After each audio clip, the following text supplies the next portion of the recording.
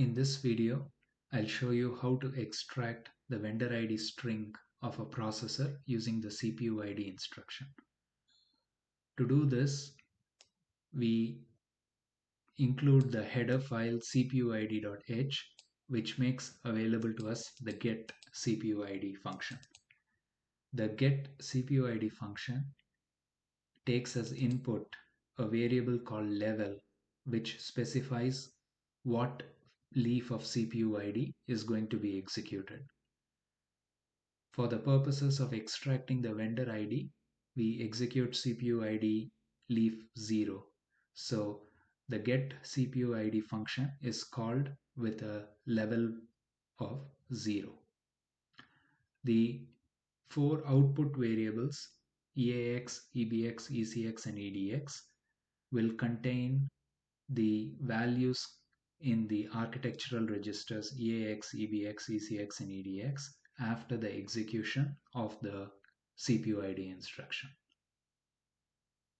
If the function returns a value of 1, it means the execution of get cpuid was successful and the values in the output variables are valid. The vendor ID is specified as a 12-byte string in the EBX, EDX, and the ECX registers.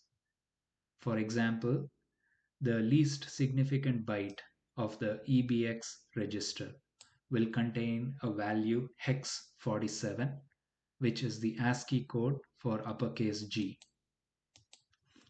The next byte has a hex value of 65, which is the ASCII code for lowercase e, and so on. So the 12-byte vendor ID string is spread across the three architectural registers EBX, EDX, and ECX. Since the values in these registers are the ASCII values, we use this function process ASCII bytes, which takes the ASCII bytes in the registers and displays them in a human readable form. In the main part of the program, we call the get cpuid function with the specified level, which is initialized to 0, and we collect the values in the output variables EAX, EBX, ECX, and EDX. We then call the function process ASCII bytes to process the contents of the vendor ID string in EBX, ECX, and EDX variables. In the process ASCII bytes function, we extract the individual bytes from the variables EBX, EDX, and ECX, and we populate the vendor ID array. Once the vendor ID array is populated, we display the vendor ID in a human readable form. Let's run this program and take a look at the output of the cpuid leaf0.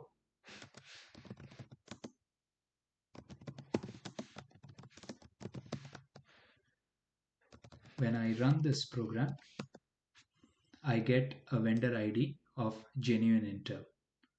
Note that if you have a different x86 processor from a different vendor, you may get a different value for vendor ID.